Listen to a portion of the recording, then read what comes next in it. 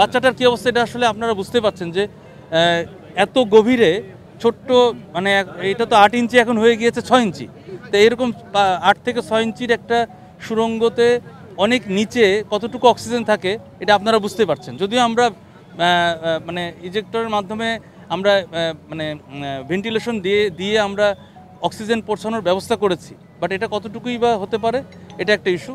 তো এটাতে মানে সম্ভাবনা খুবই ক্ষীণ, তারপরেও অলমাইটি আল্লাহ যদি চান যে অবশ্যই অনেক কিছু সম্ভব। না না, এটা তো যখন আমরা দেখেছি যে আমাদের এই সার্চ ভিশন ক্যামেরা যখন গিয়েছে, আমরা যখন আসার পরে সার্চ ভিশন ক্যামেরা যখন আসার পরে যখন দেখা হলো যে উপরে আপনার হচ্ছে মাটি পড়ে গেছে, যেটা তখনই স্থানীয় যারা ছিলেন তারাই বললেন যে আপনারা আসার আগে আবার আমাদের স্থানীয় যারা আছেন তারা আবার চেষ্টা করেছেন। স্বাভাবিক, এটা একটা ইমোশনাল ইস্যু, চেষ্টাটা করবে এটাই স্বাভাবিক। কিন্তু আমরা যখন সার্চ ভিশন ক্যামেরা দিয়ে দেখলাম তখন কিন্তু মাটি পেয়েছি, মাটি এবং খড়কুটো, এটা সারা বাংলাদেশ দেখেছে। আমরা আসলে বলতে পারছি না, কারণ আমরা এখন ওই 10 ফিট করে দেখব, কারণ আমরা 40 ফিট অ্যাট এ স্ট্রেচ গিয়েছি, আপনারা দেখেছেন অ্যাট এ স্ট্রেচ আমরা 40 ফিট যেয়ে আমরা পেলাম না। সুতরাং আমরা ধারণা করছি যে আরও 10 ফিট যেয়ে দেখব যে কী পরিস্থিতি, তারপরে হয়তো আমরা একটু ম্যানুয়ালিও আমরা ট্রাই করব যাতে মাটি চারিপাশ থেকে ধসে না পড়ে, এটার জন্য একটু দেরি হচ্ছে।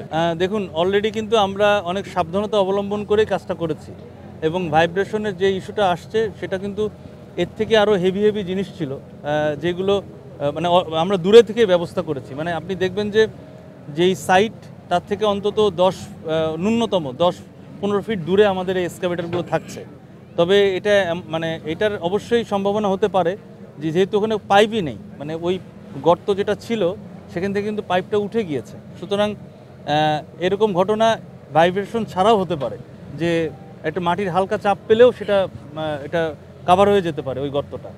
আর আমরা তো বললামই যে আমরা এসেই দেখেছি যে যেই ভিকটিমের উপরেই অন্তত প্রচুর পরিমাণে মাটি পড়েছে, যে মাটিতে এটা আসলে চাপ পড়ে গেছে। এখন